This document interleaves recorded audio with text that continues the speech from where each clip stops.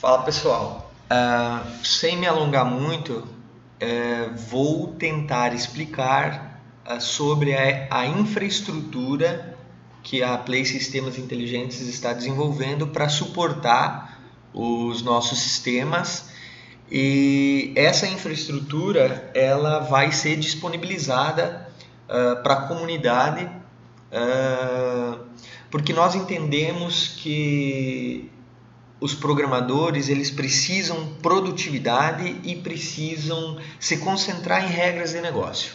Então, resumidamente, a nossa infraestrutura é uma infraestrutura que, de forma dinâmica, cria os softwares, cria as telas e cria tudo que é padrão de desenvolvimento de software para que as equipes de desenvolvimento concentrem o tempo em regras de negócio e não percam tempo com coisas padrões, como por exemplo telas, como por exemplo controles de acesso, como por exemplo configuração de pacotes, como por exemplo conectividade, como por exemplo escalabilidade, containers, toda essa engenharia que é padrão, que existem boas práticas e que nós estamos usando. Então os programadores eles passam a se concentrar em regras de negócio e ganham muito tempo de desenvolvimento e qualidade, principalmente qualidade no software, porque você não tem que se preocupar em desenvolver tela A, tela B, botão A, botão B, porque tudo está encapsulado e funciona de forma dinâmica e padrão. Rapidamente aqui as nossas camadas, existe uma camada de visão, onde são implementadas de forma dinâmica as interfaces com o usuário, existem até interfaces com hardware. Existe uma camada de transporte, atualmente ela funciona em cima de HTTP, WebSocket ou SOCT. Existe uma camada que a gente chamou de controller, que é onde recebe esses dados, serializa e deserializa as informações e aplica algumas regras também. E temos a camada de modelo, que é onde estão contidas as regras de negócio e as definições de interfaces, né? Então são regras de negócio e definições. A partir dessas definições é que toda a arquitetura cria telas dinamicamente, cria a comunicação dinamicamente. Então, baseado nos modelos é que o sistema vai estar criando todas essas telas. E temos, por fim, uma camada de persistência que é gerenciada pela camada de controller também. Então, vamos tentar apresentar alguns exemplos.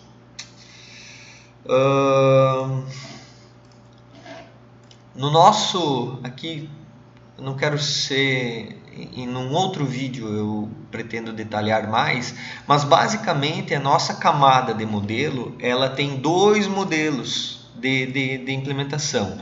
Ou ela é uma classe de negócio, ou ela é uma classe de interface. Eu vou tentar mostrar para vocês a diferença.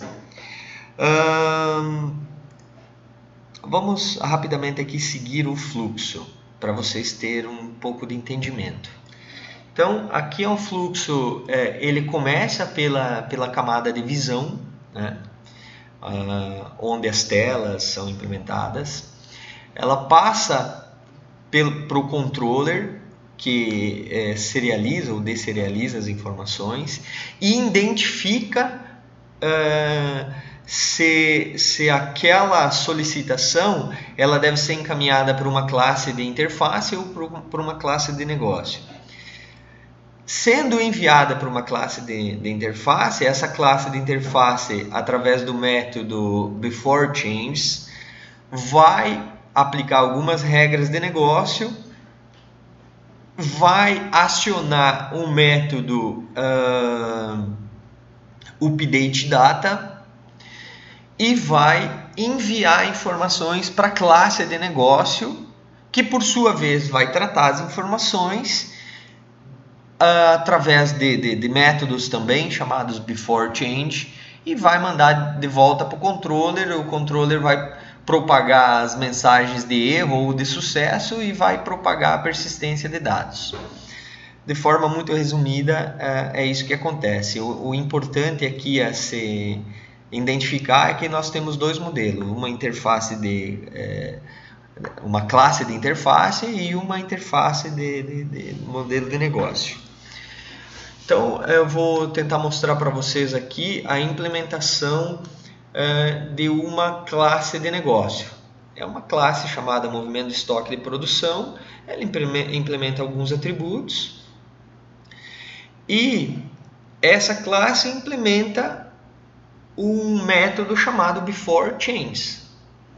Esse método é invocado pela classe de controller assim que os dados chegam na classe de controller.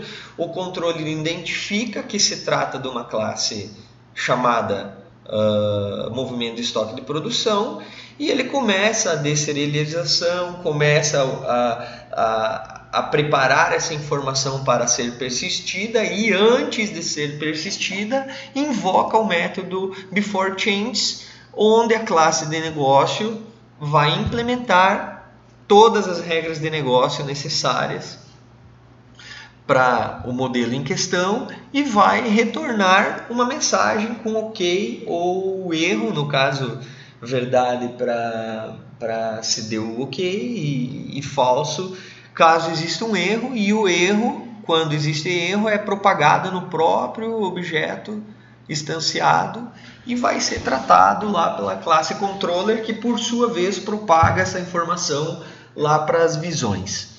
Tudo de forma dinâmica. A única coisa implementada foram a própria classe e as regras de negócio. Então esse seria o uso direto de uma classe de negócio. A gente pode usar toda essa infraestrutura implementando classes de interface. A ideia dessa classe de interface é que você resuma, eu vou ser mais específico, mas você resuma as informações para o usuário final. Lá na interface do usuário vão ter algumas informações. E essa classe de interface vai receber essas informações também vindas do controller e invocadas pelo método beforeChange. E dentro desse beforeChange da classe de interface, eu também tenho regras de negócio, que no meu caso, eu pego as informações, percebo que a minha classe de interface ela implementa um único atributo. Depois, mais no próximo vídeo, ou daqui a pouco eu falo sobre esses atributos. Eles são atributos obrigatórios para a infraestrutura aqui, que é o Play Action e o Play MSG Error Validation.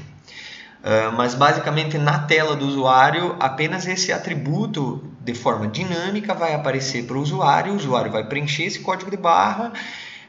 Esse código de barra vai ser enviado para a classe controller. A classe controller vai invocar o meu beforeChange desta classe e vai executar minhas regras de negócio. No meu caso aqui, eu faço uma consulta para ver se esse código de barras existe. Caso ele não exista, eu propago uma mensagem de erro. Caso ele exista, eu vou instanciar o meu movimento de produção, fazendo preenchimento aqui, percebam que eu uso muito o meu retorno aqui de código de barras. Eu fiz uma consulta aqui na minha classe de etiqueta e eu pego aqui nesta classe de etiqueta e utilizo aqui para preencher informações da minha classe de produção. Instanciando a minha classe de produção, eu aciono o meu controller através da minha classe aqui de UpdateData. Então eu envio, isso aqui é um array list de objetos, eu envio para o meu update data. Chegando lá no meu update data, que é a minha classe de controller, ela vai identificar que essa chamada veio ou tem como destino a minha classe de negócio.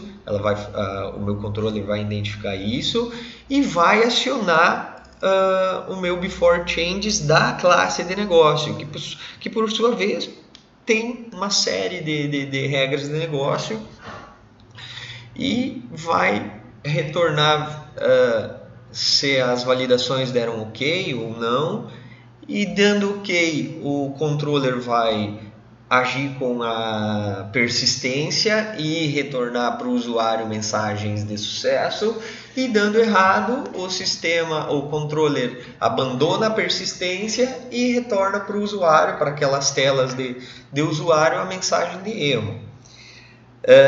Bom, tudo isso de forma dinâmica,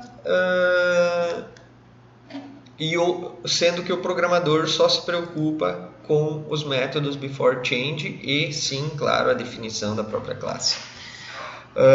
Vamos tentar mostrar para vocês uma tela. Eu vou pausar o vídeo e logo... Bem, retomando o vídeo, aqui estão toda essa implementação é dinâmica, né? Toda essa interface aqui é construída dinamicamente, e aqui nós vemos as classes implementadas.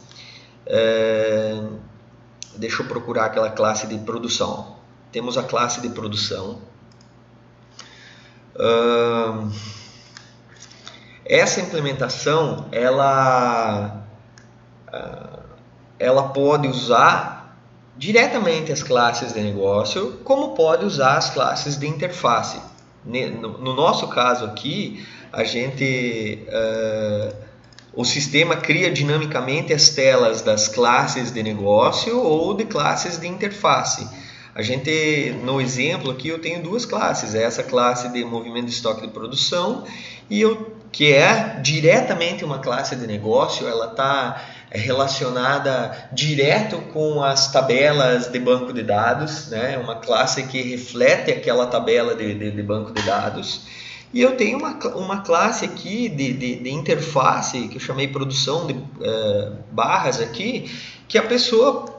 Essa sim é uma classe que não está diretamente ligada ou não reflete diretamente a base de dados.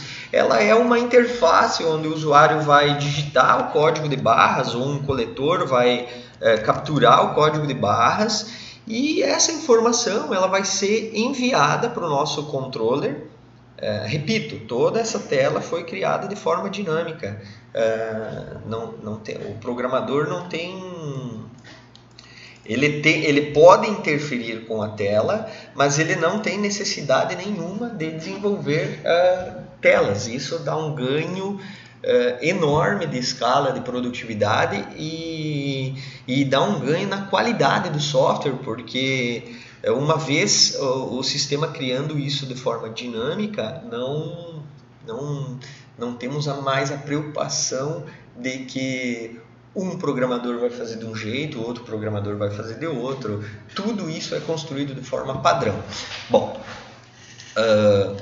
retomando, essa é uma classe de interface. Quando eu clicar aqui no botão salvar, as informações vão bater lá no nosso controller, e o controller, identificando o nome da classe, vai enviar através do método before changes os objetos e os dados recebidos. No nosso caso, simplesmente um código de barra. O controller nos envia através do before changes, através de uma lista de objetos. O before change dessa classe em específico, ela recebe essas informações, vai no banco de dados, analisa essas informações. Se não encontrar, retorna um log de erro, ou encontrando a informação, instancia a nossa classe de negócio, preenchendo as informações necessárias e propagando para o controller uma nova lista de objetos que, por sua vez, vai receber essa lista de objetos, vai identificar de qual classe se trata e vai novamente invocar o método beforeChanges, que estará escrito dentro da classe de negócio, que, por sua vez, fará tratamentos específicos e retornará erros ou confirmação. Retornando para o controller uma confirmação, o controller vai dar sequência com a persistência e a propagação das mensagens, que no caso, essas mensagens voltariam para essa tela, que é uma interface, que implementa uma classe de interface, né? Então, o fluxo que partiu de uma classe de interface fica montagem dinâmica da tela, a partir de uma classe de interface, envio dos dados para o controller envia os dados para a classe de interface, a classe de interface, dentro do método before, implementa ou instancia uma outra classe de negócio, enviando dados para essa classe de negócio. Essa classe de negócio ela vai receber essas informações e vai confirmar a persistência ou não das informações, e uma vez confirmada, o controller vai finalizar a persistência dos dados. A mesma classe de negócio ela pode ser implementada diretamente pela classe. É o exemplo aqui, estoque e produção. É a mesma classe de negócio, só que implementa diretamente a interface. Em vez do usuário digitar o código de barra, ele vai ter que digitar todas as informações do modelo de negócio. Aí precisa informar todas essas informações. Salvando, essas informações vão ser enviadas para o controller, e o controller vai acionar o método beforeChanges daquela classe de negócio, e a classe de negócio vai aplicar as regras e vai informar para o controller se aquelas regras passaram ou não passaram. Dando certo, o sistema o controller segue com o processo de persistência. Dando errado, ele vai propagar mensagens de erro. Então, era isso.